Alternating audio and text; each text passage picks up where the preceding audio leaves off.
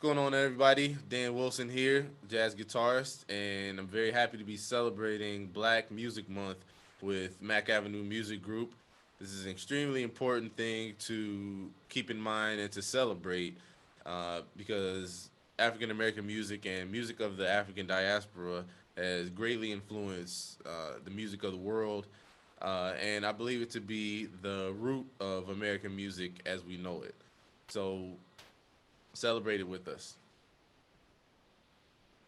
Really important artist for me, not only musically but personally, is Chesterarthur Burnett, uh, also known as Howlin' Wolf. His story really resonated with me. He was born in the deep South. He was actually kicked out of his home by his mother at around age 13, and he really fell on hard times, and he really made something of himself later on in his life. He And that kind of parallels the story of my great grandfather, who was forced to leave home at age 12 or 13, uh, born in the deep South, just after slavery.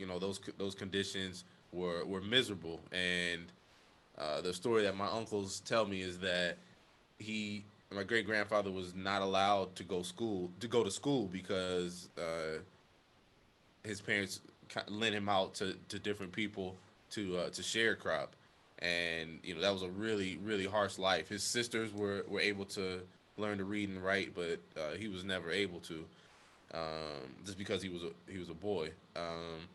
And Reading about Howlin' Wolf's upbringing really resonated with me, and the fact that he never drove a really fancy car.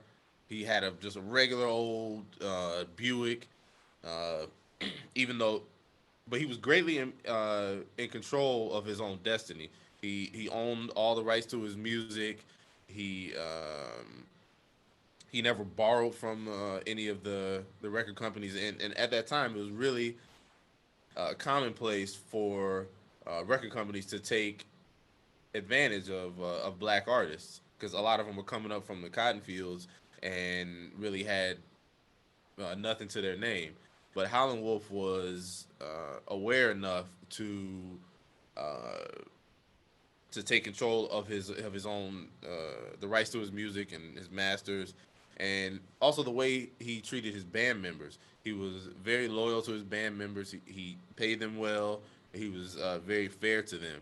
Um, he also liked to hunt and fish, and that's if you know me, that's my thing. That's his music, and I'm an outdoorsman. And Howlin' Wolf was a really avid outdoorsman, as well as just an incredible entertainer. He was a huge personality. He was also a family man. So he raised two daughters, and I just watched a documentary about his life, and his daughters had nothing but good things to say about him. Even though he's a traveling musician, and you hear all these things about these musicians out there being road dogs, and Howlin' Wolf was none of that. So that he's really somebody who influenced me, and I continue to be inspired by not only his music, but by his life.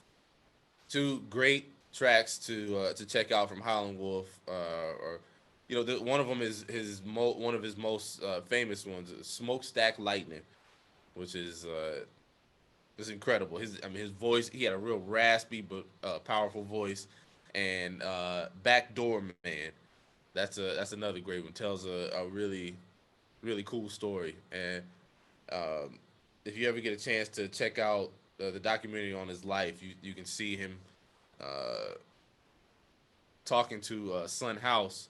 He's being very frank with Son House. He says he's explaining the blues, and he says this man over here got the blues, and Son House is just drunk out of his mind, and he says you had a chance with your life, but you don't love nothing but some whiskey, but you done drunk it up.